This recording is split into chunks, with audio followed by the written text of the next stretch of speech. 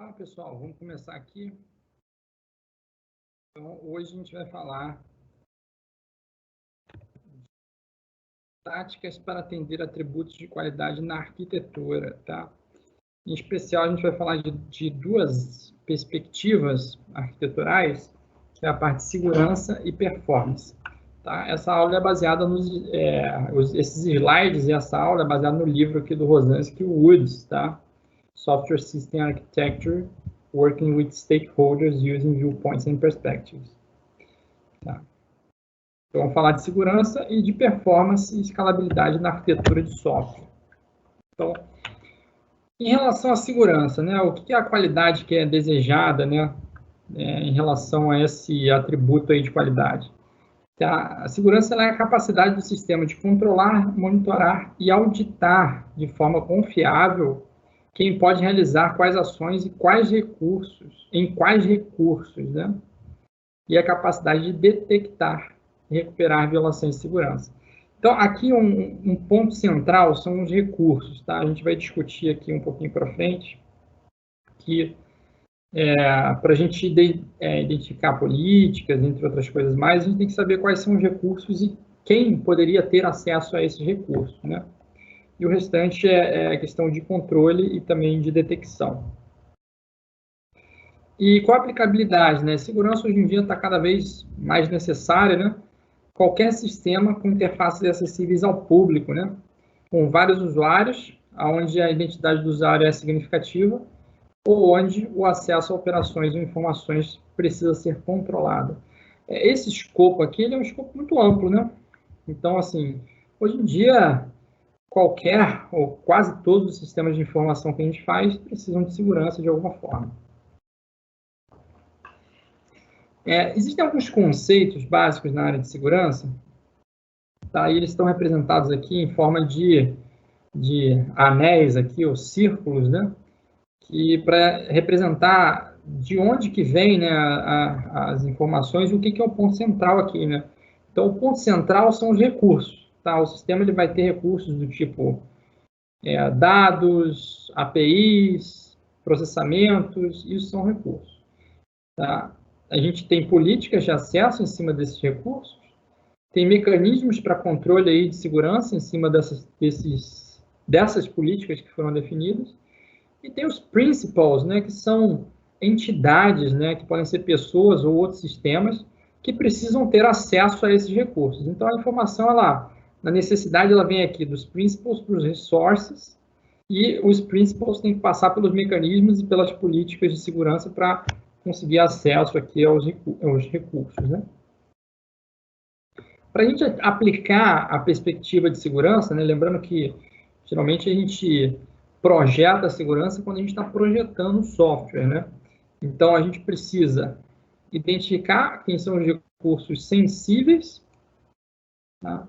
Definir a partir de quais são esses recursos que precisam ser protegidos, definir as políticas de segurança,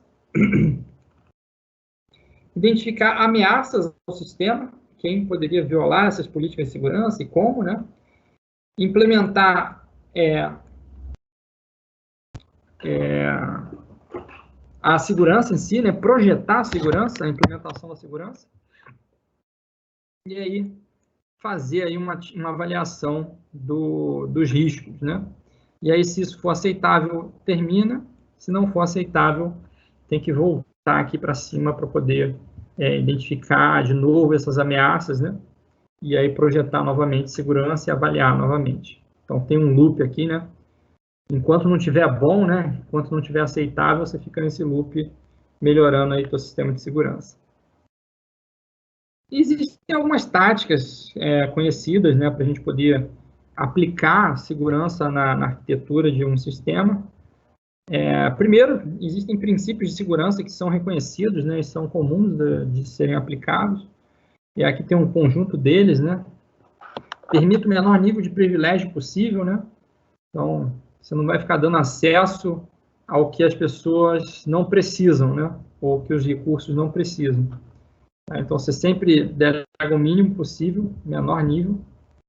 Aplique segurança ao link mais fraco. Isso aqui é o mesmo princípio da corrente, né? Então, a corrente é tão forte quanto o elo mais fraco dela, né? Que vai ser o elo que vai arrebentar primeiro. A segurança é a mesma coisa. O item que você tiver que for o mais fraco em termos de segurança, provavelmente vai ser o que vai ser explorado, né? Então, você tem que procurar esse link mais fraco, né?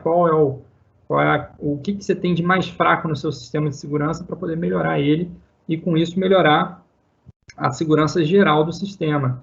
Então, por exemplo, controle de acesso, ou é política de segurança, o que você tem que precisa melhorar, né? E atua no que está mais fraco. Defenda em profundidade, né? A gente tem um conceito que a gente não deveria ter só um mecanismo de segurança para se defender de alguma ameaça, né? A gente pode ter diversos, né, mecanismos em redundância, né?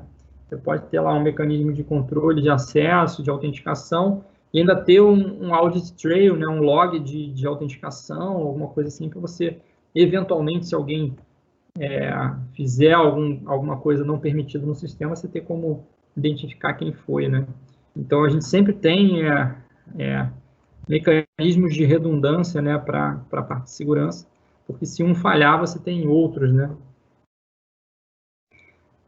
Separar e compartimentar, né? Esse aqui é o princípio de você não coloca todos os ovos no mesmo cesto. Então, se você puder ter compartimentos e cada um tem um acesso só ao seu compartimento, você fica menos vulnerável, porque se um compartimento for violado, né, o outro pode ainda continuar seguro. Então, por isso que a gente tenta separar e compartimentar o máximo possível, assim, dentro do permitido no sistema. Manter o projeto de segurança simples, tá? Quanto mais complexo ele, mais difícil da gente gerir, também mais chance de ter falhas, tá? Então, coisas que são simples têm menos chance de ter falhas. Não confie em obscuridade, tá? Então, não quer dizer porque o teu código é closed source, né? Ninguém viu o teu código, que ele não tem a vulnerabilidade, né? Hoje em dia, acontece muito pelo contrário. Se você tiver um código aberto, né, é mais fácil que você tenha audits de segurança, por exemplo, coisas que são até free, né? Se você colocar o teu código no GitHub hoje em dia e ele for aberto, né, você recebe audits de segurança gratuitamente lá, de um robozinho que fica lá buscando vulnerabilidade nas dependências do teu código. E, assim, não é porque está fechado o código-fonte ou que está fechado o sistema lá de segurança, ninguém consegue ver nada lá dentro, que é seguro, tá? Então, hoje em dia, é mais comum a gente ter coisas abertas e que todo mundo pode auditar e, por isso, se torna seguro, do que você confiar que, porque é fechado, é seguro, né? Utilize padrões de segurança, né? A gente tem um monte de padrões, eu vou mostrar alguns padrõezinhos hoje para vocês. Tentar usar os padrões de segurança que já existem, né? Fale de forma segura, né? Você tem que projetar o seu sistema para falhar. Ou seja, não adianta você pensar que o seu sistema nunca vai falhar, em termos de segurança, no caso, né? Você tem que pensar o que você vai fazer e como o sistema vai reagir quando ele falhar, tá? Porque certamente um dia ele vai falhar.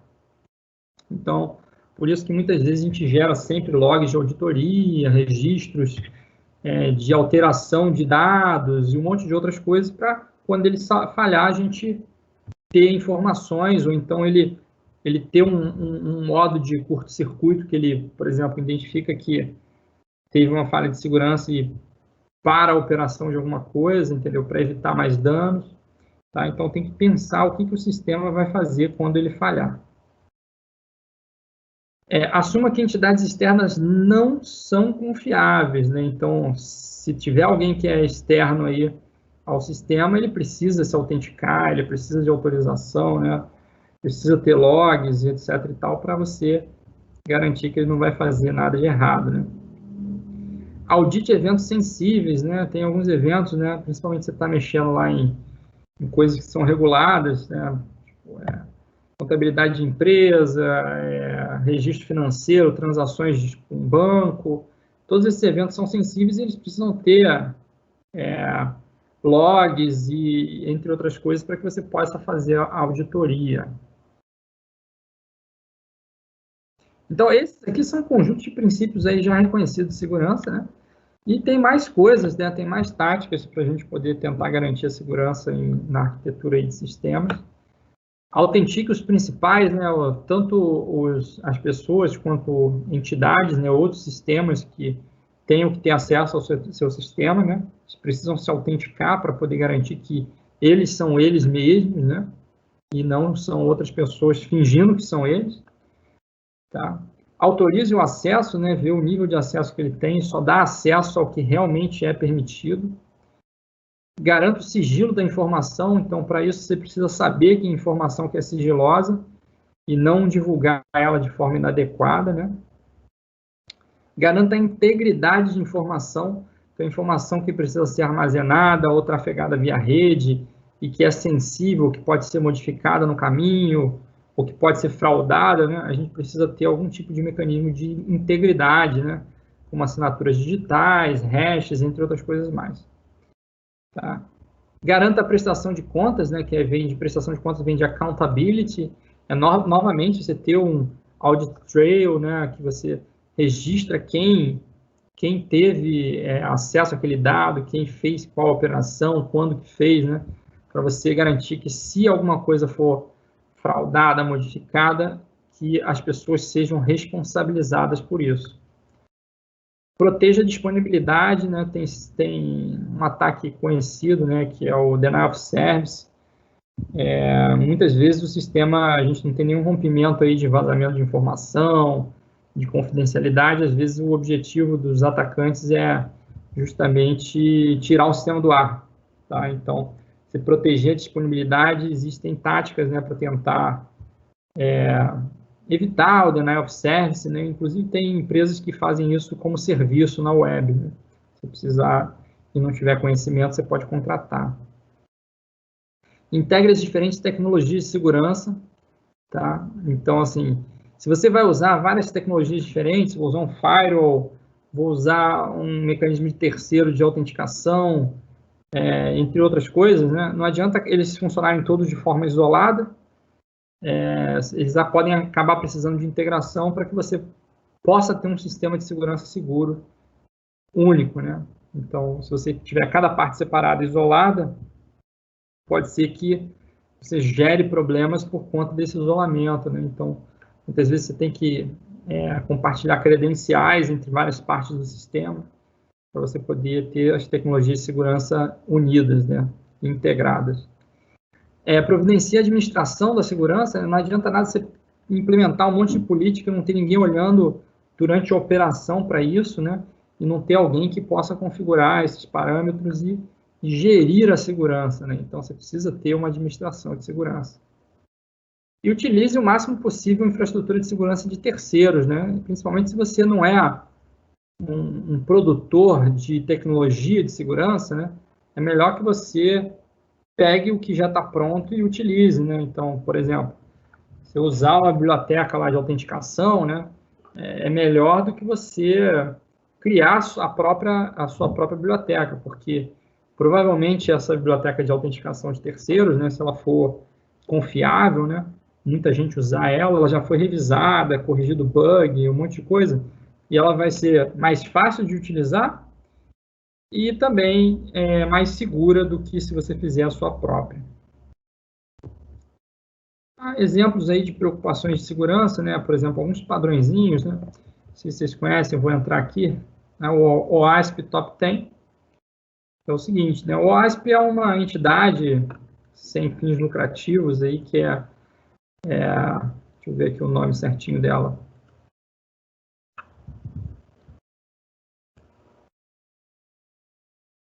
Open Web Application Security Project, tá? Então, esse projeto aqui, ele é um projeto patrocinado aí por diversas empresas grandes, né? Por exemplo, Symantec, né, que é a empresa de segurança, para mapear e verificar quais são as maiores preocupações de segurança, né? Como é que a gente pode tratar elas, né? Pelo menos em aplicações web. E aí tem o top 10 aqui dela, que é Security Risks, né? Tem Injection, Broker Authentication, Sensitive Data Exposure, XML External Entities, Broken Access Control, e assim vai, ó. Security Misconfiguration, Cross-Site Scripting, Insecurity Deserialization, usar componentes com vulnerabilidades conhecidas e a falta de log e monitoramento. Então, isso aqui são os top 10 da OASP, eu não vou ficar passando um por um aqui com vocês, eles têm link, né? Vocês podem entrar no link, nesses links eles têm uma explicação detalhada, tá? Inclusive com exemplos, né? Para você poder se guiar e tentar garantir que essas vulnerabilidades que são mais comuns, né? Não estejam presentes no seu software. Tá? Então, isso aqui é muito interessante vocês olharem, né? Ele tem aqui, o OASP Top tem em 2017, né? Acho que em breve eles devem atualizar isso. Vamos ver. E recomendo fortemente quem desenvolve aplicações web usar isso aqui. Então, aqui exemplos de padrões, né? Para outras áreas sem ser web, provavelmente vão ter outros padrões. Tá? Mas para vocês verem como existem entidades preocupadas com isso, e que você pode usar alguns padrões que essas entidades apresentam, né? E aí, assim, baseado no livro do Woods e do Rosansky, né? Eles têm um checklist lá de segurança, tanto para a fase de requisitos quanto para a fase de arquitetura. E o que seria interessante você levantar na fase de requisitos e o que seria interessante você ter na fase de arquitetura para você definir de forma adequada a segurança para o seu sistema. Tá? E aí aqui dentro temos, na parte de requisitos, né? Identificar os recursos confidenciais, tá? O que vai precisar ser garantido em segredo, né? Ou com controle de acesso, né? Dentro do sistema. Identificar o conjunto de entidades ou principals, né? Que precisam de acesso aos recursos, identificar necessidades do sistema para garantir de integridade de informação, o que eu vou precisar ter uma assinatura digital, por exemplo, aqui é crítico para o meu sistema, que eu garanta que ninguém modificou de forma inadequada, identificar as necessidades de disponibilidade do sistema, por exemplo, se é um sistema que tem que rodar 24/7, né? 24 horas por dia, 7 dias por semana, não pode cair hora nenhuma. Então, se for, eu tenho que planejar a disponibilidade dele para garantir que, por exemplo, no mínimo, uma replicação de servidor, para você ter, se um servidor cair, o outro entrar e funcionar, entendeu? Esse tipo de coisa. Se existe uma política de segurança, incluindo o controle de acesso e necessidade de integridade de informação, geralmente isso vem da empresa, né? A política de segurança é a mais simples possível, né? Será que dá para simplificar? Se você trabalhou com um modelo de ameaças formal para identificar os riscos de segurança, existem vários modelos de ameaça, né? Você pode modelar suas ameaças, e aí, a partir dessa modelagem, você identificar os riscos de segurança e agir em cima deles. Você revisou os requisitos de segurança com especialistas externos, né? Se o seu sistema for crítico, muitas vezes você contrata uma consultoria, né? Ou pega uma auditoria para poder verificar isso. E na parte de arquitetura, né? Então, aquela anterior era de requisitos, aqui é a arquitetura. Você abordou cada ameaça identificada no modelo de ameaça de maneira necessária, né? Você tratou todas as ameaças que tinham no seu modelo? Você usou o máximo possível de tecnologia de segurança de terceiros? Tá? Ou produziu a sua própria tecnologia, né? Talvez você tenha uma de terceiro que seja melhor. Você produziu um design geral integrado para a solução de segurança? Tá? Então, todos os itens de segurança, eles estão juntos e funcionando de forma integrada? Ou eles estão separados e eu preciso de configurar todos eles de forma separada, né? Acho que é melhor junto, né? Você considerou todos os princípios de segurança padrão ao projetar a infraestrutura, né? Então, tem que ver o que você vai ter na sua infraestrutura. Sua infraestrutura de segurança mais simples possível, você definiu como identificar e se recuperar de violações de segurança? Aplicou os resultados das perspectivas de segurança às visões afetadas? Visualizações aqui é visões na arquitetura, né? Os especialistas externos revisaram seu projeto de segurança. Então, isso tudo aqui São perguntas que têm que ser respondidas para a gente poder projetar a segurança num sistema. Tá? Aí agora a gente vai falar um pouquinho sobre a parte de performance e escalabilidade. Aqui tem uma imagem mais com alguns detalhes, mas nos próximos slides eu tenho as informações dela. Então, qual que é a qualidade desejada em relação à performance e escalabilidade, né? Então, isso é a capacidade do sistema de executar de forma previsível dentro do seu perfil de desempenho obrigatório e lidar com maiores volumes de processamento no futuro, se necessário. Perfil de desempenho, né, é o seguinte: todo sistema, né, a gente tem o que a gente chama de workload. Workload é a carga de trabalho que a gente espera para o sistema. Então, geralmente vem assim, usuários simultâneos ou transações por segundo. Tá? Então, a gente tem uma carga de trabalho esperada, né? E a gente quer que o sistema funcione de forma previsível, ou seja, sem nenhum desvio assim, do esperado, nesse perfil de desempenho que é obrigatório e esperado para o sistema. Tá? E caso você tenha crescimento de volume de processamento, ou picos também, ele se comporte de maneira adequada. Tá? Isso que é performance e escalabilidade. Aplicabilidade, né? Qualquer sistema com requisitos de desempenho complexo, pouco claros ou ambiciosos. Sistema cuja arquitetura inclui elementos cujo desempenho é desconhecido. E sistemas onde a expansão futura provavelmente será significativa. Quando é que eu não preciso me preocupar com performance e escalabilidade? Geralmente, quando você está fazendo um sistema simples para, por exemplo, poucas pessoas utilizarem, você não tem nada de ambicioso em relação à performance, tá? Ou você não tem uma expectativa de crescimento desse sistema, tá?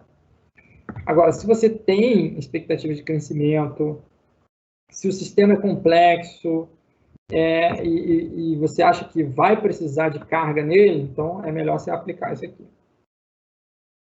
Performance e escalabilidade, né? Quais são as preocupações? Tá? Existem alguns termos aqui, né? Que é tempo de resposta, que geralmente vem também como latência, que é o quê? Quando eu mando uma transação para o sistema, quanto tempo que leva para a transação ser processada, tá? Além disso, tem a vazão, que é transações por segundo, geralmente é a métrica que a gente usa para medir vazão. Vazão é de throughput, né? Digamos, a gente tem muitos usuários ao mesmo tempo, eu quero saber o quanto que eu consigo ter de vazão ali, né? Escalabilidade, se eu consigo crescer isso e o sistema continuar se comportando de forma razoável. Previsibilidade, eu não quero ter surpresas em relação ao comportamento do sistema por conta, por exemplo, de picos de carga de trabalho ou então aumento de trabalho em algum determinado momento. Tá? Requisitos de recursos de hardware, né? Pelo mais que a gente projete um sistema de software, né? E a gente diga lá, a gente vai ter uma vazão de, sei lá, 1 milhão de transações por segundo, com uma latência de meio segundo, tá? Tem escalabilidade, previsibilidade, tem tudo, mas aqui tem um ponto importante que é o quanto de hardware que eu vou precisar para garantir isso, né? Então, isso aqui vem como um elemento fundamental aqui para performance e escalabilidade, que é em que hardware que esse sistema vai rodar, né? E comportamento de pico de carga, né? Quando a gente tem alguns sistemas que têm picos, né? E a gente precisa planejar como é que o sistema vai lidar com esses picos. Então, vamos lá. Dentro dessa perspectiva aqui de performance e escalabilidade, né? A gente tem algumas atividades para trabalhar com ela na arquitetura, né? Então, primeiro a gente precisa ter os requisitos de performance do sistema, coletar eles. A gente tem alguns modelos que podem ser criados de performance. Esses modelos eles podem ser analisados e colocados em prática com testes, né? Que é fundamental. Isso aqui é feito em paralelo, né? Se isso atender os requisitos, ok, vem para cá para o final. Se não, você tem que fazer esse loop aqui, né? Que é você aplicar as táticas e retrabalhar a arquitetura, e aí você ajusta os seus modelos e testa novamente. Tá? Aqui tem um exemplo de modelo de performance, né, onde você tem diversos componentes de sistemas, tá? Então, tem todos eles aqui. E existem aqui na comunicação entre eles, ó, por exemplo, a latência. Então, digamos que o browser do cliente, para pedir um componente que processa um pedido, né? São 90 milissegundos de latência. Aí tem o próprio processamento do pedido, tá? A 40 concorrentes clientes, né? Com clientes ao mesmo tempo, né? Se for um novo pedido, são 3 segundos e meio. Se for um cancelamento, 1 segundo e meio. Se for só um pedido de status, é 2 segundos e meio. Repara o seguinte, né? O tempo total da transação, ele depende aqui do que você vai fazer, né? Então, se o browser solicita, já são 90 milissegundos de latência, e mais algumas coisas aqui, dependendo da operação que está sendo feita. Isso tudo vai ser um somado para você ter o tempo total aí, ou pelo menos ter um modelo de como é que se comporta o seu sistema, tem um tempo total aí para você fazer o processamento de uma requisição. É claro que, assim, esse modelo aqui, ele não pode ser teórico só, né? Ele tem que ser medido na prática, mas ele serve para você poder visualizar, né, aonde que estão os teus gargalos, onde é que estão teus problemas de desempenho. Tá? Existe um monte de táticas, né, para você ter performance no sistema, né? Então, vou mostrar elas aqui para vocês, falar rapidamente de cada uma, né? Então, por exemplo, otimize o processamento repetido, a famosa regra de Pareto. É o que, né? 20% dos teus problemas de performance, não, 80% dos teus problemas de performance estão em 20% dos teus componentes. Então, é o seguinte, você tem que otimizar esses 20% desses componentes, né? Uma regra comum que a gente tem na parte de performance é que, muitas vezes, o teu problema de performance está em 1 ou 2 linhas de código. Então, a gente costuma usar profilers, né? Que são ferramentas para você gerar carga de trabalho em sistema e medir, né, o desempenho de cada... Você pode medir até cada linha de código, né? Para você encontrar que linha é essa que está te dando problema e você ajustar ela. Tá? Então, assim, muitas vezes esse problema de desempenho, ele acontece dentro de loops, ou acontece dentro de repetições. Então, muitas vezes você tem uma consulta a um banco de dados dentro de um loop, né? E aí, por conta dessa consulta ser pesada, aquilo ali se torna um problema de desempenho para você. Então, aqui o uso de ferramental, como traces e profilers, né, pode te ajudar a encontrar esses pontos que estão te dando problema e você ajustar eles. Isso aqui é direto no código, né? Aqui tem outro, ó, reduz a contenção por meio de replicação. Então, muitas vezes você tem gargalo no teu sistema e você tem espera por conta de concorrência para acesso a, por exemplo, recursos. Digamos que você tem um banco de dados e ele só acessa, assim, é um banco de dados centralizado e ele tem transações do mundo inteiro que vão para aquele banco de dados. Tá? Então, ele começa a ser o gargalo. O que você faz? Replica ele e muitas vezes coloca ele em locais geograficamente distintos, né? Para que o teu tráfego ele vá para a localidade mais próxima. Tá? Então, replicação é uma coisa que pode te ajudar a você eliminar gargalos de desempenho no sistema. Além disso, né, priorizar o processamento. Tem operações no sistema que são mais críticas que outras. Então, por exemplo, se você estiver lá num comércio eletrônico, e aí você tem as transações de fechamento de compra, carrinho, pagamento, e você tem transações, por exemplo, de consulta no catálogo. Pô, é melhor que se você estiver tendo um problema de desempenho e as transações estiverem concorrendo pelo processamento, você dê prioridade ao fechamento das compras, né? Porque é uma coisa mais crítica para o teu negócio. Tá? Então, assim, você pode definir prioridades e se você tem um escalonador de tarefas, alguma coisa que roda os jobs, né? O teu servidor de aplicação consegue suportar isso, né? você prioriza as transações que são mais críticas, né, em detrimento de outras. Que mais? Consolide carga de trabalho relacionada. Você processa junto e reusa dados. Então, imagina, eu tenho que fazer um relatório e aí fazer um processamento de um relatório que tem um monte de dados de, sei lá, várias empresas ou vários clientes, né? E eu tenho que fazer isso de forma repetida.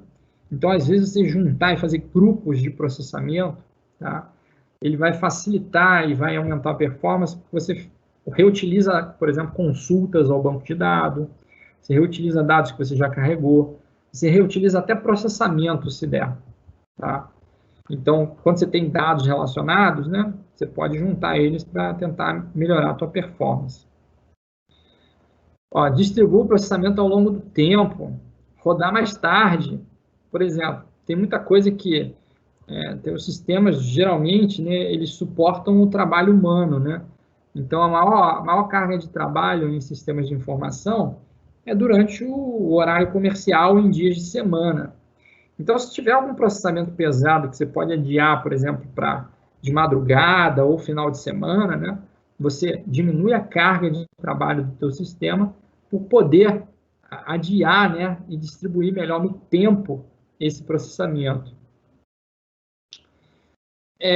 Que mais? Minimizar o uso de recursos compartilhados, evitar o lock. Então, imagina que você tem um recurso e que só um processo pode escrever nele por vez.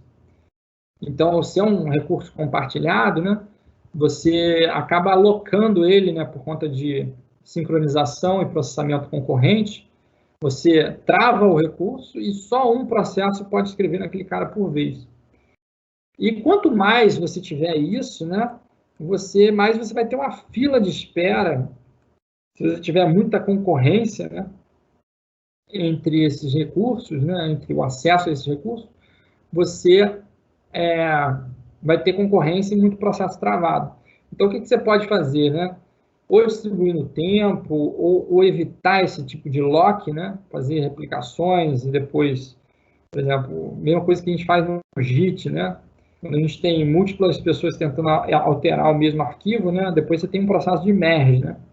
Mas você não trava arquivo, tá? Então, assim, se o teu programa for performance, você pode tentar fazer o uso dessa tática para tentar resolver isso com recursos compartilhados.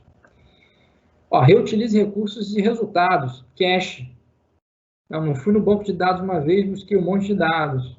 Aí, daqui a pouco, eu preciso desses dados de novo. Se eu tiver um cache, né, tá, uma coisa que eu guardo em memória, né, esses resultados, eu melhoro a minha performance. Não preciso ir novamente no banco.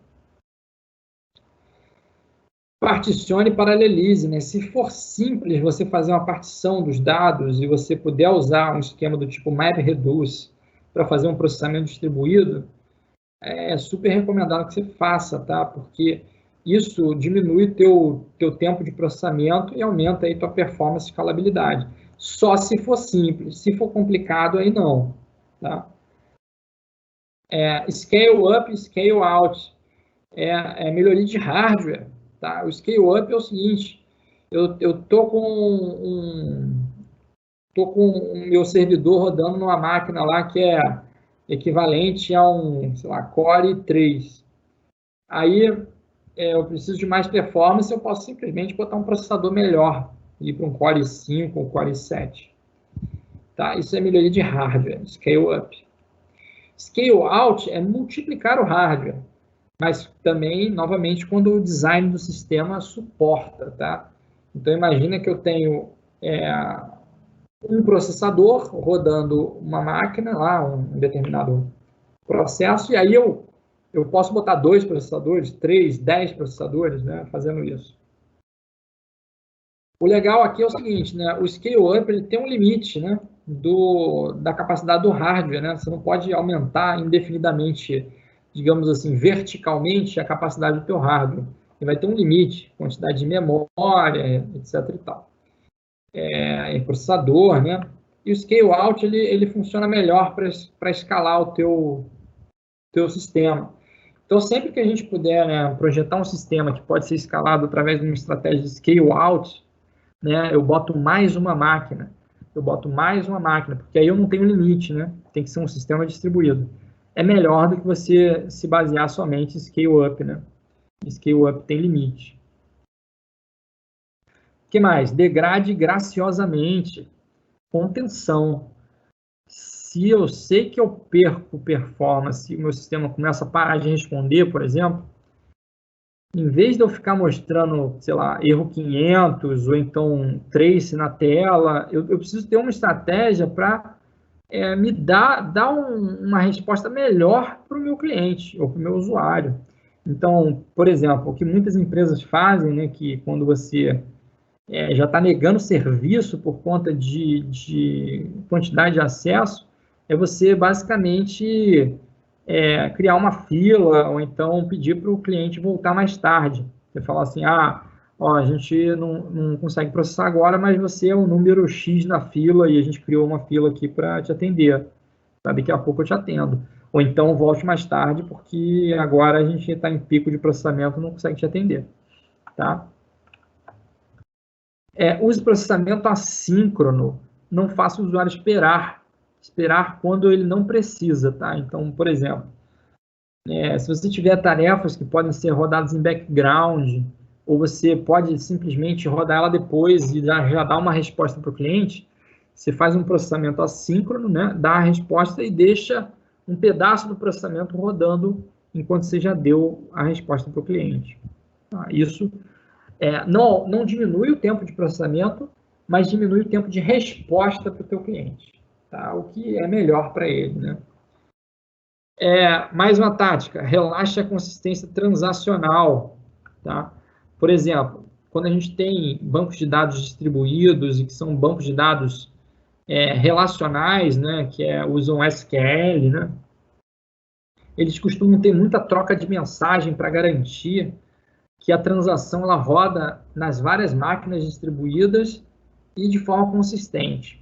Tá? Então, você relaxar essa restrição, fazer o uso, por exemplo, de NoSQL, né?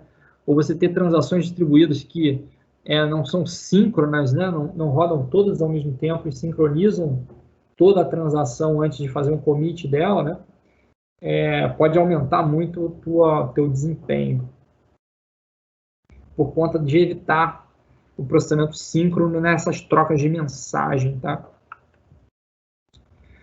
E por último, você tem a estratégia aqui hardcore, né, que é trade-off de design. Quando a gente está projetando sistemas de software, né, a gente tem toda uma preocupação com manutenibilidade, com a gente conseguir modificar bem o sistema, com a gente conseguir ler aquele código-fonte de uma forma razoável, né? Então, a gente faz uso de uma série de mecanismos, por exemplo, orientação a objeto, modularização, e essas coisas todas, elas são boas para a leitura do código, mas, via de regra, elas comprometem, ou pelo menos, não vou dizer completamente, mas elas dão uma piora de performance para o sistema. Então, se você estiver tendo problema e você não tem, essas táticas aí não estão resolvendo e você precisa forçar a barra para você conseguir efetivamente ganhar desempenho, você pode quebrar esses princípios de design de software, por exemplo, orientação a objeto, ou então modularização, para ganhar um desempenho de processamento, né?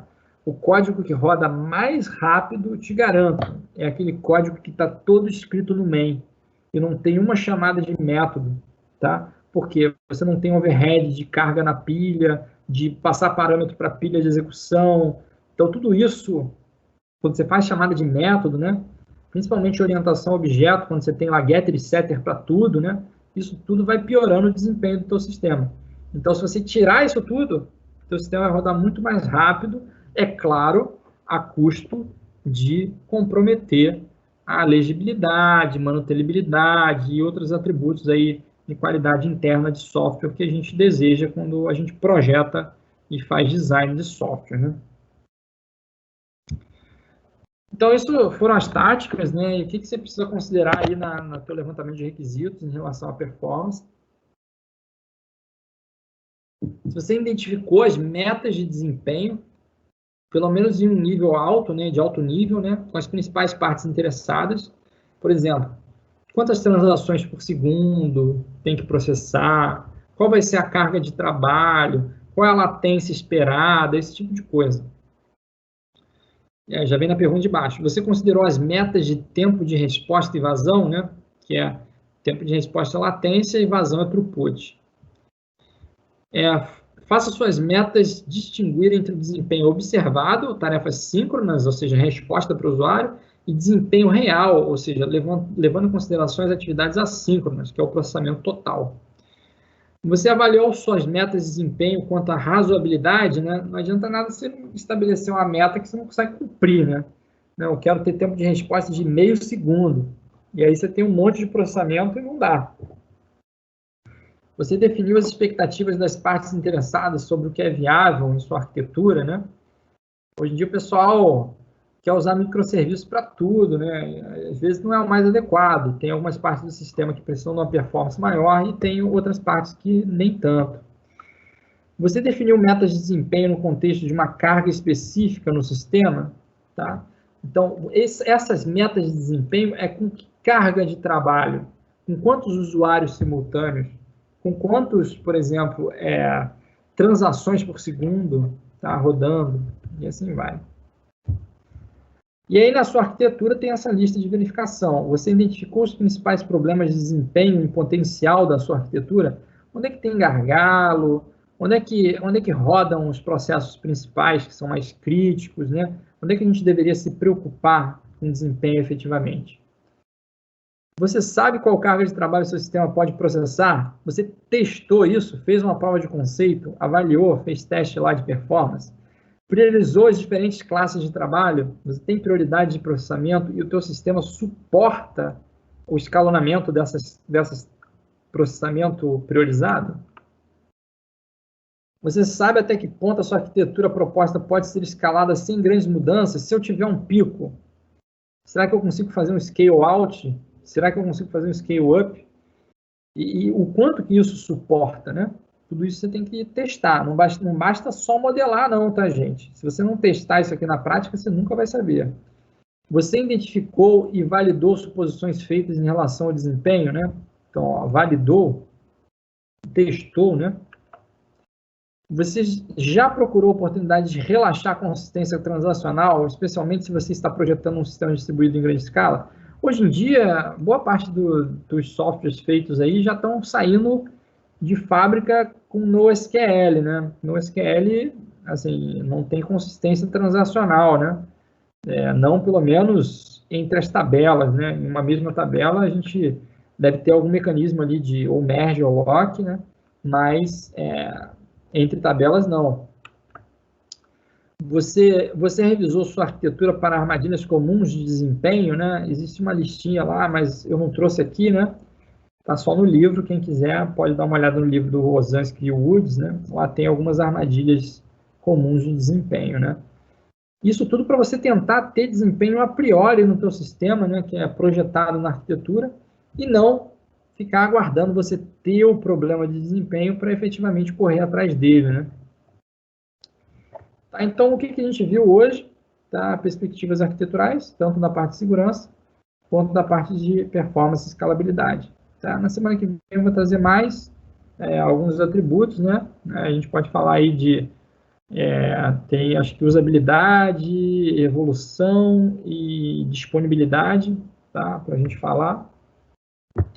Mas isso é assunto para a próxima aula.